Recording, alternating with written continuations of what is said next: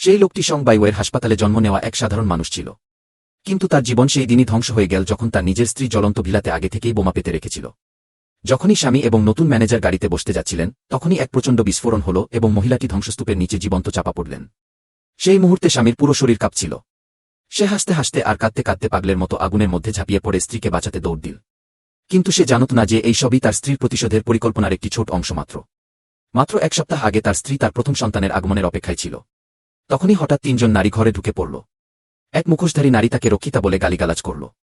এরপর ৩ জন মিলে তাকে নির্মমভাবে মারধর করল। তাদের আসল উদ্দেশ্য ছিল তার পেটে থাকা সন্তানকে মেরে ফেলা।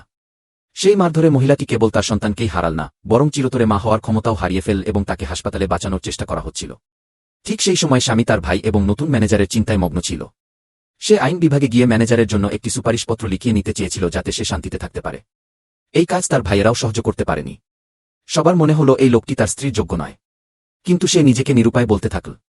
এর মধ্যেই তার স্ত্রীর জ্ঞান ফিরতে শুরু করল এবং সে সব কথা পরিষ্কার শুনতে পেল। সে বিশ্বাসই করতে পারছিল না যে তার স্বামী এত নির্মম হতে পারে। সেই মুহূর্তেই সে ঠিক করে নিল যে সে তাকে কখনো ক্ষমা করবে না। সে নিজের মৃত্যুর নাটক সাজানোর পরিকল্পনা করল যাতে সুস্থ হওয়া মাত্রই তার পৃথিবী থেকে চিরতরে অদৃশ্য হয়ে যেতে পারে। স্বামী প্রতিদিন হাসপাতালে এসে অনুশোচনার নাটক করত। এমনকি স্বীকার করল যে সে বিয়েতে প্রতারণা করেছে। সে কসম খেল যে সারা জীবন তার দেখাশোনা করবে। সে তার যাবজ্জীবন কারাদণ্ডের সত্যতাও লুকিয়ে রাখল এবং মিথ্যা বলল যে ভবিষ্যতে তাদের আরও সন্তান হবে। কিন্তু স্ত্রীর মন পুরোপুরি ভেঙে গিয়েছিল। একদিন সে দেখল স্বামী ফোনে কারো সাথে লুকিয়ে কথা বলছে। সন্দেহ হওয়ায় সে পিছু নিল এবং সত্যটা শুনতে পেল। জানা গেল যে সেই স্বামী নিজের লাভের জন্য লোকজনকে প্ররোচিত করেছিল যেন তাকে মারধর করা হয় এবং তার গর্ভপাত হয়। কারণ ছিল কেবল এটাই যে সে কথা দিয়েছিল যে তার প্রথম সন্তান অন্য কোনো নারীর গর্ভে জন্মাবে। এটি জানতে পেরে মহিলাটি পুরোপুরি ভেঙে পড়ল। এখন স্বামী কেবল তাকে ছাড়তেই চায় না, বরং তার জীবনকে নরক বানিয়ে দিতে চায়।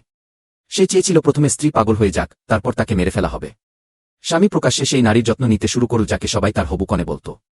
তবুও সে চুপ থাকল। ধীরে ধীরে স্বামী তার সীমা অতিক্রম করতে থাকল। সে সেই কনের সাথেই ভ্রমণের পরিকল্পনা করল, যা একসময় তার স্ত্রী তাদের জন্য পরিকল্পনা করেছিল। স্ত্রী সব দেখল, সব বুঝল, কিন্তু নীরব থাকল। একটি পার্টিতে স্বামী সবার সামনে স্বীকার করল যে সে তার স্ত্রীকে ভালোবাসে না, বরং ওই অন্য নারীকে ভালোবাসে। এই কথা স্ত্রীর মনে খঞ্জরের মতো বিঁধল। সেই মুহূর্তেই সে ঠিক করল যে আর নয়। শেষবারের মতো সেই চতুর নারীটি বাচ্চার জন্য কেনা একটি পুতুল নিয়ে এল এবং মাটিতে ছুঁড়ে ফেলে দিয়ে বলল যে কেন তোমার বাচ্চার জন্ম নেওয়ার অধিকার ছিল না।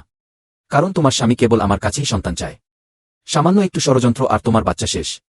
এরপর সে জানত বুঝে নিজেকে মাটিতে ফেলে দিল এবং স্ত্রীর উপর দোষ চাপাল। স্বামী বরাবরের মতো সেই নারীর পক্ষ নিতে এল। কিন্তু সে জানত না যে ঘরের প্রতিটি কথা রেকর্ড হয়ে গেছে। এই রেকর্ডিংটি ছিল স্ত্রীর পক্ষ থেকে তার শেষ উপহার। তারা দুজনে ভিলা থেকে বেরিয়ে যাওয়া মাত্রই স্ত্রী স্মোক অ্যালার্ম চালু করে দিল। ঠিক সেই মুহূর্তেই অনুশোচনা এবং ধ্বংসের আসল খেলা শুরু হয়ে গেল। এরপরে কি হলো তা দেখতে কমেন্টে লিখুন।